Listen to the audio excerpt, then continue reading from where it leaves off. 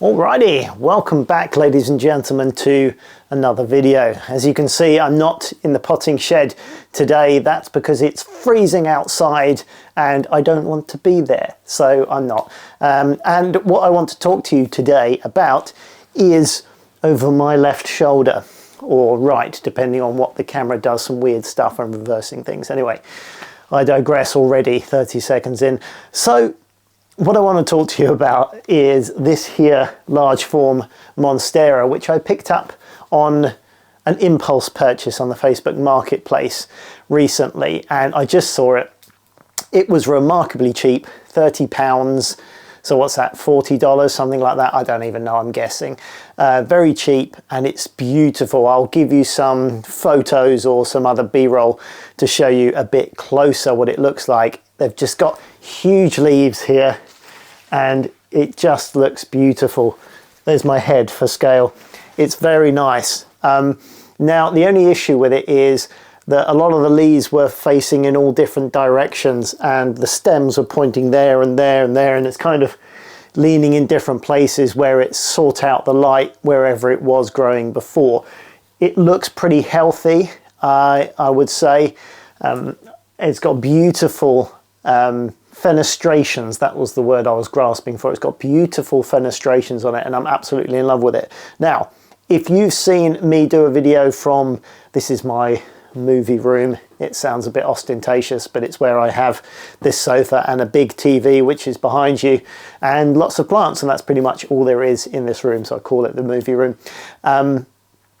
So if you've seen me record a video from this room before, which I have, you will have seen a Monstera in the corner here. It was climbing up a sort of moss pole. It wasn't really a moss pole, you know, the sort of cocoa coir type poles that I had on it. Pretty happy. I'm going to say it was probably a Monstera balzagiana, something like that. It had quite long petioles and the internodal gaps were quite long on it. It was a little bit gappy. It was nice. I liked it, and I was given the plant as a very juvenile plant with like 2 leaves on it, and so I enjoyed growing it out, and the leaves have just about started to fully fenestrate, so they're looking a bit better. But you know, it was never the most remarkable plant for me in that location, and when I saw this one I thought it would just be amazing if I could grow it I'll make a proper moss pole for it so it can grow into it, and if I can actually grow it all the way up here, so this space here is covered in massive large form leaves, it would just look amazing. And I think I've got enough light now. This whole wall on this side of the room is a fairly big window that has sun all the way round to about 2 o'clock in the afternoon. The sun has just disappeared round the corner now, and I've added this grow light above. Hopefully it's not messing out the light levels on the camera too much. Now, I got this sent to me, this light. I'll put a link down in the description. It's quite versatile because you can have it standing up lengthways, and you can just put it wherever you like in your house, which is really convenient. And it's got this little tread switch where you can just tread on it and turn it on and off. A really nice thing actually, and it whacks out a fair bit of light, and you can also hang it. It's got brackets with it where you can hang it, but there is a design flaw with it in that the molded cable that comes out is in such a way that it interferes with actually putting those clamps on it. So someone hasn't quite thought that through, or if they have, I think maybe in the production when they're screwing it in or gluing it in, it's just at the wrong place, or maybe it should have been twisted round. If it was at the opposite place, it would be absolutely fine. Anyway, I've made a video about that. That will be coming out at some point, either before or after this one. You'll see it. It's quite an interesting one, and it took a bit of messing around. I've basically suspended it from the ceiling with a bit of jiggery pokery, but it works quite well. So it now covers most of the plants I've got here. There is a reasonable gap between the leaves and the actual light itself, but I think it's enough. I think it's powerful enough to allow supplemental light for the winter. So I'm fairly happy. What I'm hoping is, as you can see, some of these leaves here are still pointing towards the wall, but in time, as it starts to look for the light, I think it will spin round And between the light that comes through this window and the light here, hopefully these will all start to pull down. It's only got to come to here.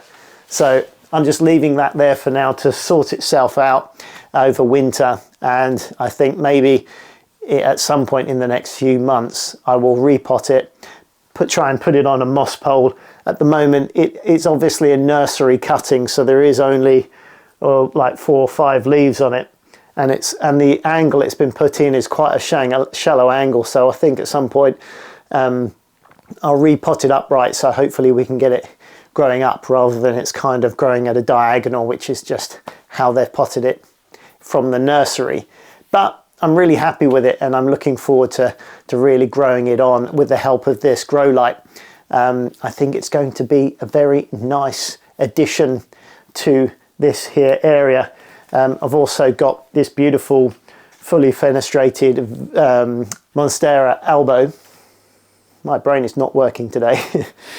Fully fenestrated Monstera elbow, which is beautiful. I've had a bit of trouble with this. Again, not enough light, which is another reason why I've put that up there rather than just sticking it in the corner.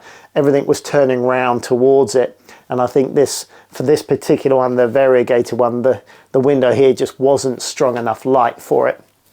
So I think that will help really well with this one. Got a little bit of issue with some browning on the white parts, which is not uncommon for variegated plants, but I do have a humidifier which will hopefully just balance that out a little bit. It's a trial and error, but it's a big plant, and hopefully we'll see how we go. We'll make a few changes and then live with it for a while, and that's, I think, the best way to make changes to the living conditions of plants. Things happen relatively slowly, and if you change lots of things all at once, you don't know whether it's been a good thing or a bad thing or what's actually happened. So I've moved that light. We'll see what that does. I'll keep the watering about the same and keep the feeding about the same, and we'll see. And if it needs some more adjustment in the future, I can maybe add an additional light if I really need to. But I think I've got the balance right. It's certainly perked up a lot of plants in and around here. I've got a Calathea orbifolia that seems to be very happy. That was in my downstairs front porch. And it does get very cold in that front porch at this time of year. There isn't a massive amount of insulation in that porch.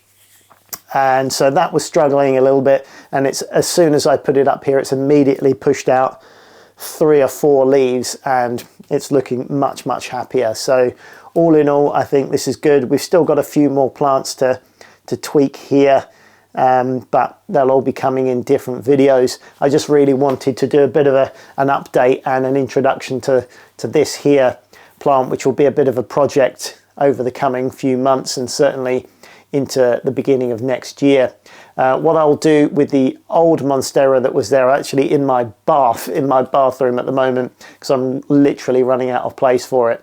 For the moment, it's going to be there, and what I'll probably do is do like a chop and regrow on that one, because a lot of the lower branches are simply the sort of juvenile growth and not that interesting.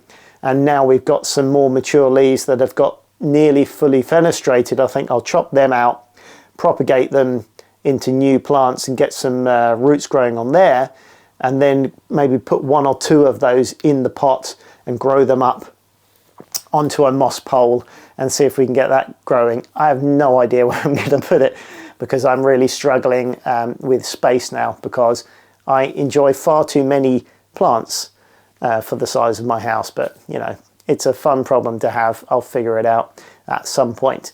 But so that's a project that I will get back to you with in the future. I'm actually doing, you won't have seen this video yet because I've learnt my lesson. I now don't make videos and then wait for plants to grow, because it doesn't work very well and people get annoyed when you make a video and then don't do updates.